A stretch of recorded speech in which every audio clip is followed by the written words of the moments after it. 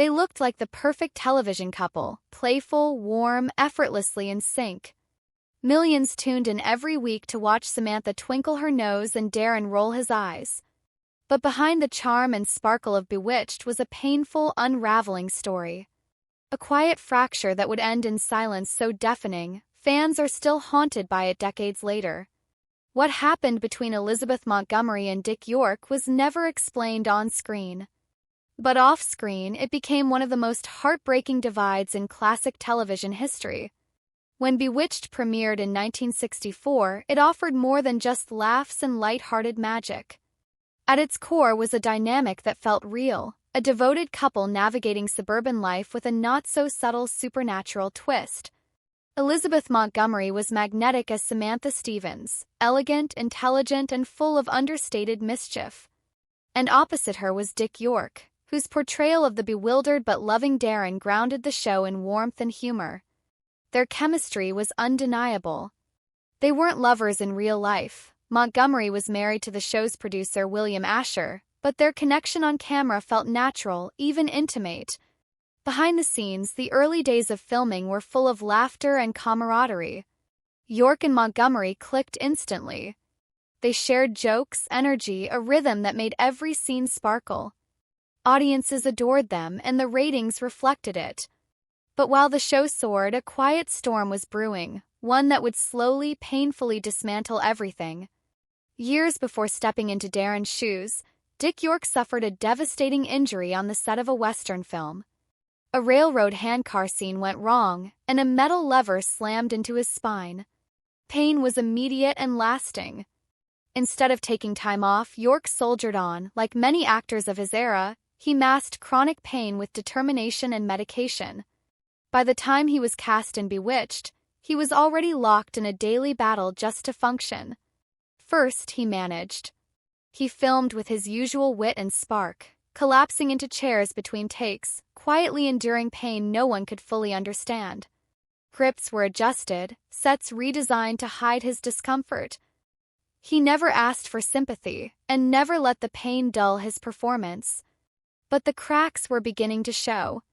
Montgomery, though initially supportive, began to withdraw. Crew members noticed the shift, the once playful rapport faded. Some said she grew frustrated by delays, others believed she felt the spotlight was being pulled from her. York's absences became more frequent, his ability to finish scenes less reliable. And as his body failed him, so too did the patience of those around him. By season 4, the air on set had changed. What had once been a joyous production now carried an undercurrent of tension. William Asher, ever focused on efficiency, clashed with York more often. He saw the actor's unpredictability as a liability. One day, when York asked for a break during filming, Asher reportedly walked off in irritation. And Elizabeth? She said nothing. Then the unthinkable happened. During a routine shoot in 1969, York collapsed mid-scene. Pale and trembling, he dropped to the studio floor. Filming stopped. Crew rushed to his side.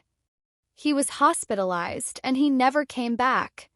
Official statements blamed health issues. But York later revealed he had begged producers for time to recover. Promised he'd return. Call never came. Days later, Dick Sargent was recast as Darren, without warning or explanation. There was no goodbye, no send-off. York had vanished from the show as if he'd never been there at all. And the silence didn't end there. Elizabeth Montgomery never reached out. Not a word. Not a letter.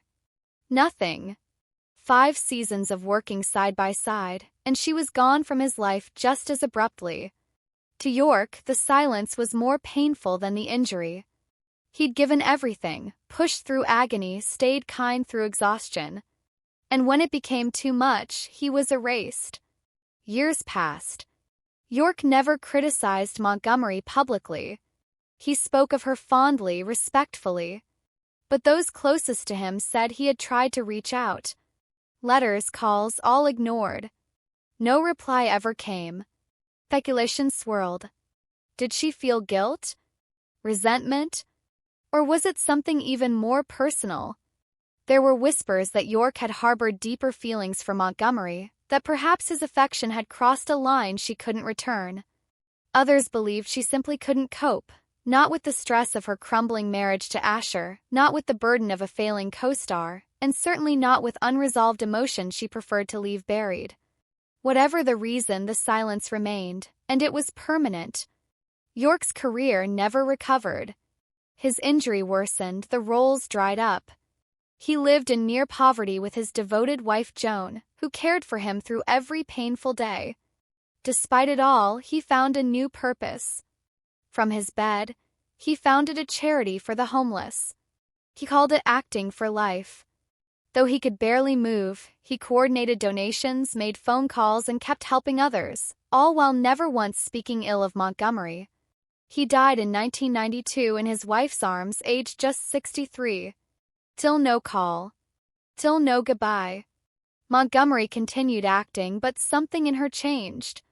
She gave interviews about Bewitched for years afterward, but never mentioned York. Not once. Not even when directly asked. The omission was stark and telling. Was it regret? Was it shame? No one will ever know. 'Cause when she passed away in 1995, she took the truth with her. What remains is a silence, one filled with questions, with unspoken pain, and with a bond that was never truly broken, only abandoned. Fans still remember the magic they created together.